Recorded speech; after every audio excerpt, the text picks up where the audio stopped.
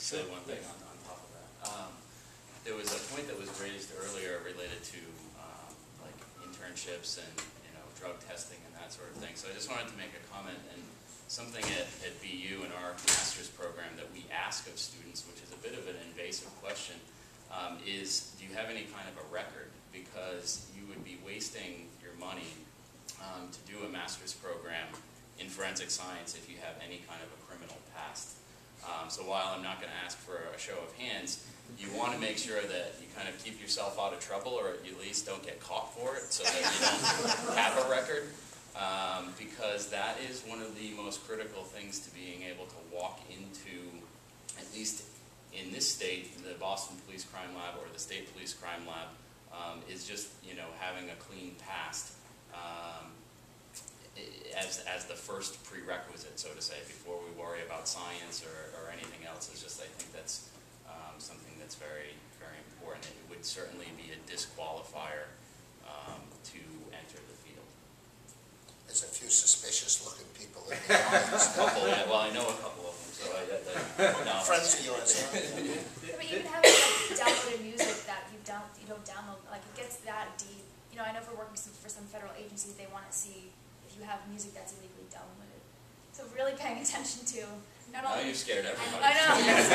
Go clear out your Napster. And watch Facebook. Yeah, absolutely. This includes any sort of drug abuse. Any sort of drug abuse. You'll never get a job. It's impossible. Okay? Last speaker of the day, the gentleman all the way over there on my left, is Carl Salafka.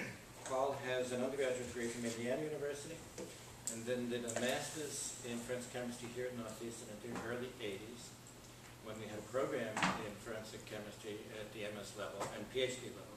And he did so well and was so happy with his advisor at the time, ecstatic about his advisor at the time, that he stayed for a PhD in forensic chemistry, and within 5 years of coming here got both degrees, as well as 25 publications in peer-reviewed journals. Do you understand what that means? No other student I have ever heard of in our department, and certainly not in my group, has ever published 25 original papers in peer-reviewed journals in 5 years. It's unheard of. Are you with me? Who do you think his advisor was? How many guesses do we get? One. Okay. Carl's going to tell you about his experiences in forensic areas, including, I hope, to stay at the Army Hospital in Tripoli, base in Hawaii. Yes, where I visited Carl, and what he's done since then. All yours. Thank you. You've heard experts in forensic science from different points of view that they currently apply, and they all came from different places. I'm like that too. The nice thing about today for you is the food is free, and it will be what you expect. The advice from us is free, and it may not be what's necessary for you to move forward in your life. I have heard everybody else say the same thing, but I felt that you will likely feel when 20 years from now you look in the rearview mirror and it seems to make sense.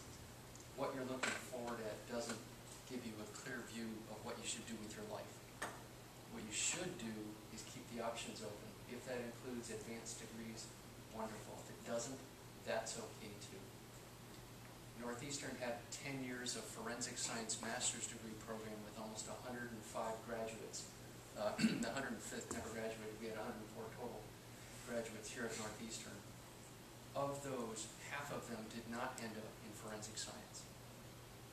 There was a mandatory 2.5-month internship unpaid as part of that program. You heard that Boston Police Department offers an internship.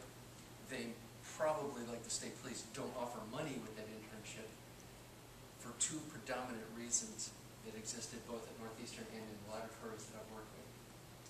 If you're doing work for money, it challenges you on doing something for the rest of your life for money versus doing something you love. If you're doing it for nothing and you really think it's awesome, that's a good career. If you think it's great because you're making good money, go become a lawyer and make lots and lots of money, and you'll hate your life when it begins, and that's okay with me. It gives us someone to work with, at least, to explain things to. With too many words sometimes and not enough words in other times, so they ask us questions as defense attorneys ask. She did a good job challenging back. Because we don't have the answer for your life, you do have to look in the mirror yourselves and decide how you want to feel about yourself. If you're a scientist going forward, there are many other places to help this world through your science than forensic science. We deal predominantly with beatings, stabbings, shootings, reported sexual assaults, and other personal injury crimes against one another. Thankfully, they'll go on forever because humans are who they are. Gives us something to do. If you're a non-biological trace examiner like Adam was, and like the practitioner to my right is looking at hairs, fibers, glass, paint, soil, gunshot residue, other things that aren't quite as sexy as those things that are based on biological fluids and tissues, but without those non-biological traces, we would not resolve very many crimes at all. You have to have them all. Whatever you have seen on TV is not true in many different ways. One of those is only 5% of the crimes that end up being resolved are resolved for reasons of forensic science. The other 95% get resolved by police work or flat dumb luck. Luckily, criminals are traditionally drugged or drunk enough to do all kinds of stupid things and then talk about it when they sober up afterwards. Those 50% of the crimes solved themselves, law enforcement basically has to take notes and say, thank you, madam, thank you, sir. Now we'll figure out some resolutions for you not to do this again. The other 50% are going to need some kind of investigative need to be served by people like forensic scientists who support, we don't solve, we support those who solve the crimes, and that's the cops. There's very few forensic scientists in this country. If you become one, you'll become one probably accidentally, and like all of us, you'll become a forensic scientist in a field that you never dreamed you'd be in. Can you imagine a scope more diverse than a latent print examiner in the same laboratory with a person who basically is working on triaging crime scenes, and oh, by the way, doing gunshot residue, and oh, by the way, identifying bloodstains? I mean, it's a diversity that I'm sure you didn't wake up one day thinking, what can I do that's even more diverse than what I'm already trained in? It's the nature of forensic science.